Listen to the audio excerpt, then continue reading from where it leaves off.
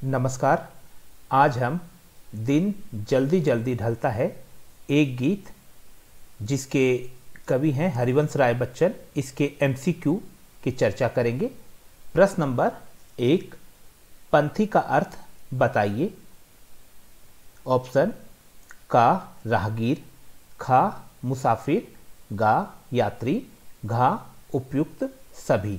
तो यहाँ पर पंथी यानी राहगीर, यात्री, मुसाफिर, ये एक तरीके से ये सारे शब्द इसके पर्यायवाची ही हैं, तो उपयुक्त सभी ये विकल्प लागू होता है।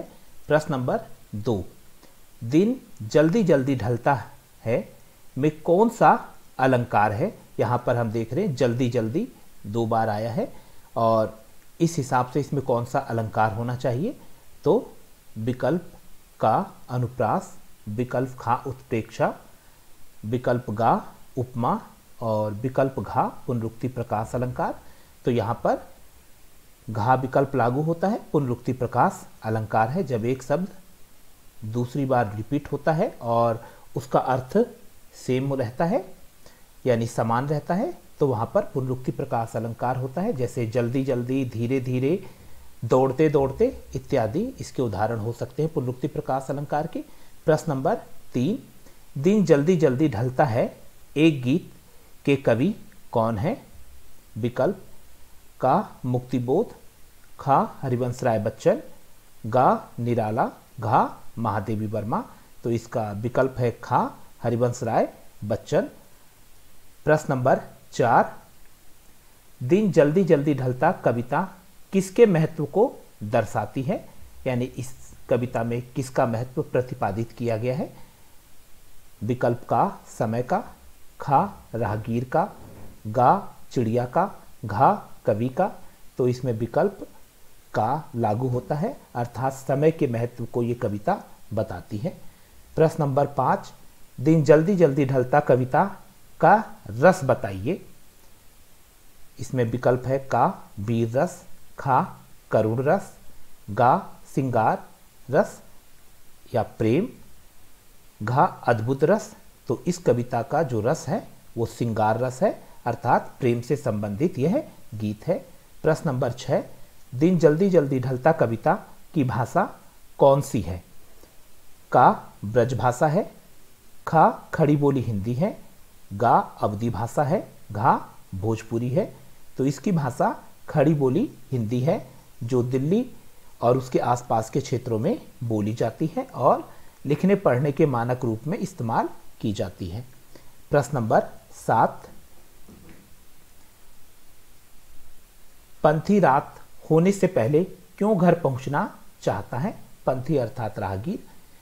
यहां पर ऑप्शन का प्रिय मिलन की आतुरता के कारण, खा प्रिय से दूर जाने के कारण, गा रात में डर लगने के कारण, घा उपयुक्त कोई नहीं। तो इसका विकल्प लागू होता है का प्रिय मिलन की आतुरता के कारण पंथी रात होने से पहले घर पहुंचना चाहता है। प्रश्न नंबर 8, पंथी अर्थात राहगीर की मंजिल अर्थात लक्ष्य जब निकट है तब पंथी कैसे चलता है। का धीरे धीरे, खा जल्दी जल्दी, गा आराम से, घा दौड़ते दौड़ते। तो इसका विकल्प है खा जल्दी जल्दी। प्रश्न नंबर 9, प्रत्याशा का अर्थ बताइए। तो यहाँ पर विकल्प का इंतजार करना, खा विलंब करना, गा जल्दी जल्दी चलना, घा राहगीर। तो इसका उत्तर है का इंतजार करना।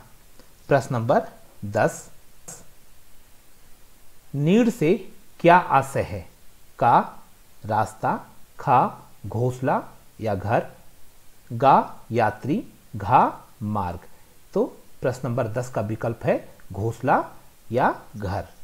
प्रश्न नंबर 11, चिड़ियों के पंखों में चंचलता अर्थात तेजी के क्या कारण है। विकल्प का क्योंकि उन्हें घर जल्दी जाना है, खा बच्चे घोंसलों से भूखे प्यासे होंगे अर्थात बच्चे घोंसलों में भूखे प्यासे होंगे और झांक रहे होंगे, गा चिड़ियों को चंचलता तेजी पसंद है, घा उपर्युक्त कोई नहीं। तो इसका विकल्प है खा, बच्चे घोंसलों में भूखे प्यासे होंगे और घोंसलों से झांक रहे होंगे और ये याद आते ही चिड़िया तेजी से अपने पंखों को फड़फड़ाती है ताकि वो अपने बच्चों के पास पहुंच सके। प्रश्न नंबर 12, कवि के कदमों में शिथिलता अर्थात धीमापन और उर में बिहलता, बिहलता का मतलब है बेचैनी, यानी हृदय में बेचैनी के क्या कारण है। अर्थात इस एक और प्रश्न इसमें हो सकता है कि कवि विकल अर्थात व्याकुल क्यों है। इसमें एक प्रश्न और हो सकता है कि कवि अपने घर जल्दी क्यों नहीं जाना चाहता है। तो इसमें 3 प्रश्न निकल कर आते हैं जिसका एक ही उत्तर है।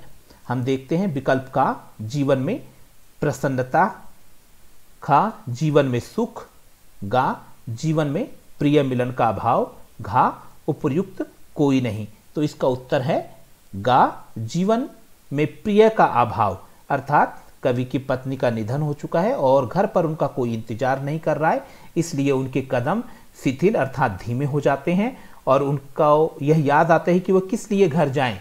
इसलिए उनके उर में बिहलता यानी बेचैनी, हृदय बेचैन हो जाता है और कवि विकल अर्थात व्याकुल महसूस करता है, इसलिए वो घर जल्दी नहीं जाना चाहता है।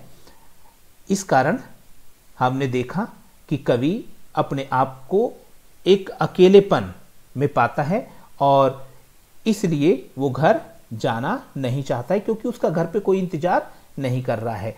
तो उम्मीद करता हूं कि ये दिन जल्दी जल्दी ढलता कविता के जो MCQ हैं आपने समझे होंगे और आपकी समझ में भी आया होगा। धन्यवाद।